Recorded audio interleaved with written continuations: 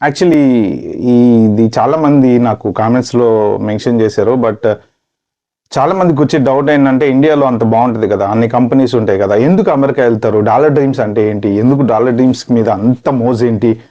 ప్రతివాడికి America ఎళ్ళాలని interest ఏంటి అని.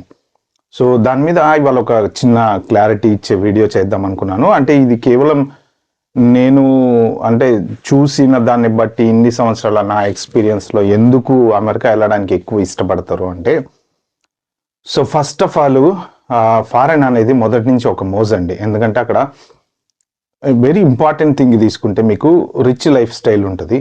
Relaxing life style ఉంటది.